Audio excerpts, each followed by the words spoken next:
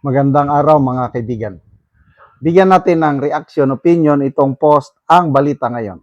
Claire Castro nagsumbong sa Canadian Police matapos sigaw-sigawan ng mga Pinoy. Humingi umano ng tulong sa Vancouver Police si Palace Press Officer at PCO Undersecretary Attorney Claire Castro matapos siyang sundan at sigawan ng ilang Pilipinong nagpro-protesta sa Vancouver, Canada. Sa mga kumakalat na video, maririnig ang mga Pilipino nang sumisigaw, "Shame on you, Auntie Claire! What a crybaby!" At "makapal ang muka." Habang sinusundan si Castro, may ilan ding nagpahayag ng kanilang pagtutol sa administrasyon at nanawagang ibalik umano ang flood control funds sa taong bayan. Sa isang bahagi ng insidente, sinabi ng isang opisyal ng Vancouver Police, "You can film all you want, no problem. Just let them be." Pabayaan mo lang. "We are harmless." Iginit naman ng ilang nagpro-protesta na mapayapa ang kanilang pagkilos.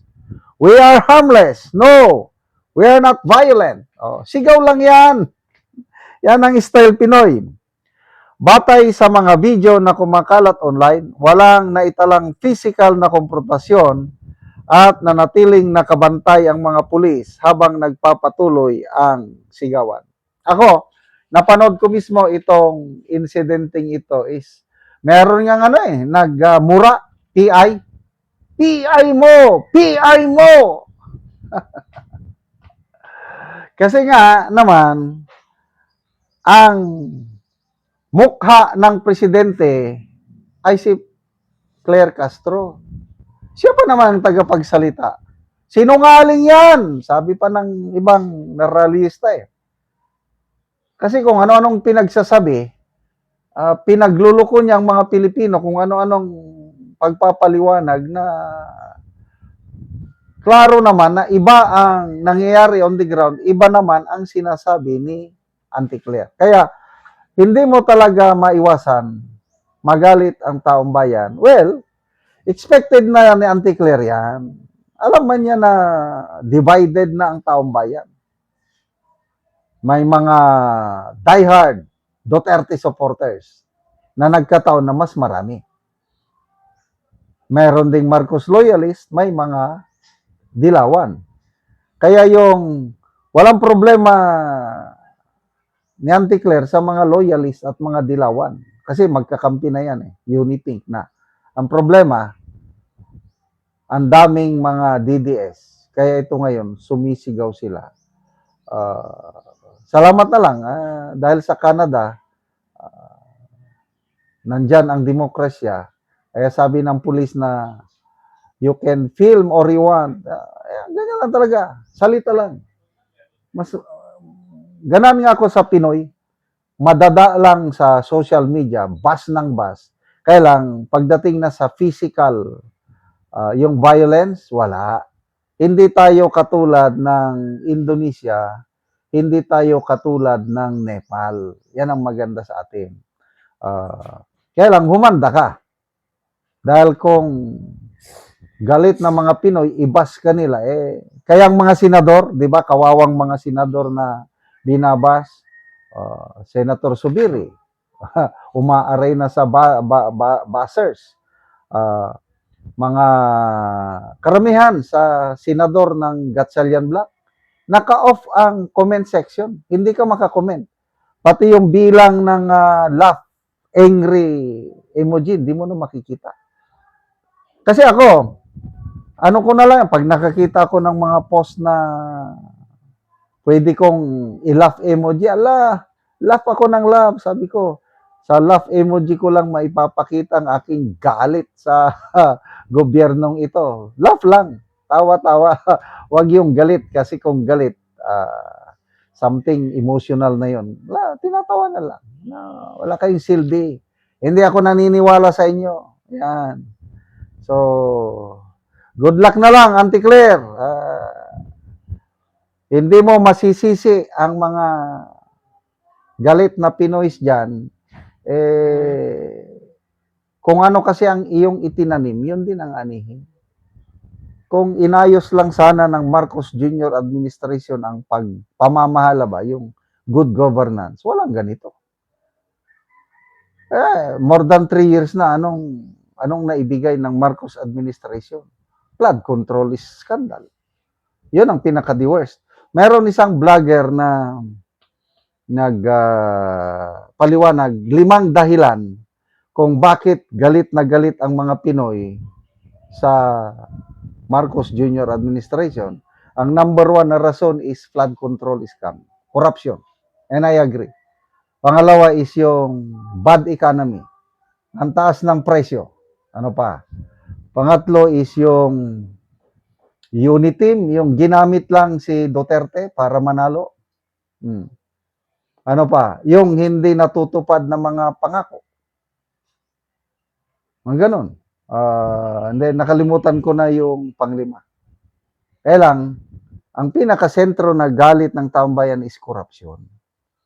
Pero yan, hirap na hirap tayo maghanap buhay. Magbubuwis ka, tapos ang buwis mo, mapupunta lang sa maleta. Tapos, niloloko pa tayo. Mahiya naman kayo. Kala mo, totohanan ng papanagutin ng mga magnanakaw, yun pala, cover up lang ang nangyayari. Ay talagang galit. Tapos, ito pa pala, ang isang rason bakit galit ang mga Pinoy, yung selective justice nila. Kung kasamahan, ligtas. Kung kalaban, oposisyon, kaso. Yun, kaya galit ang kaya salamat sa Iglesia ni Cristo na nagsagawa ng 3 days rally. Patikim lang yun. Expect something more.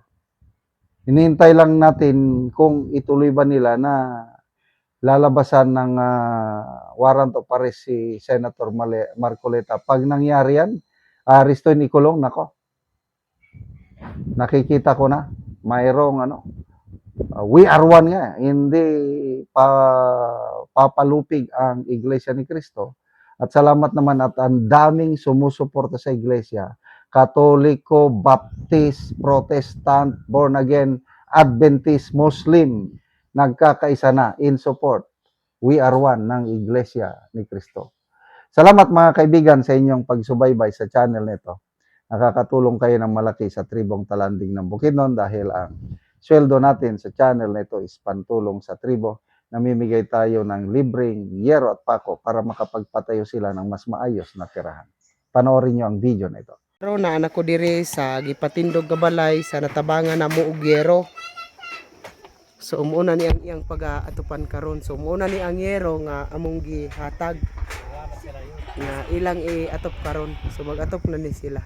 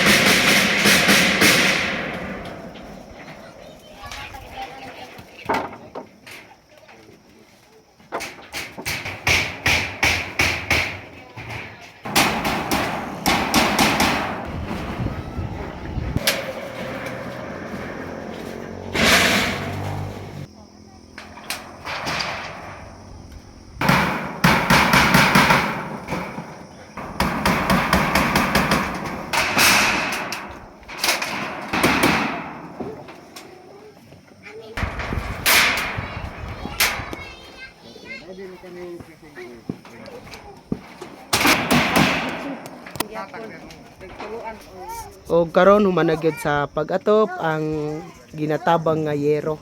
So nag-atop na gyud ang gitagaan ani. Salamat kayo sa nagatag og sen kay dili makagloon sa akong mama. Natunta sa Ginoo nga mapadayon ning paghatag sa sen aron dagan pa kayong matabangan.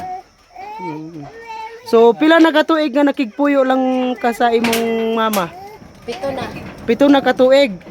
So karon pa mo nakabalay. Karon pa kay naay naghatag og yero. Oo, so pila ka buok imong anak? Duwa, So duha.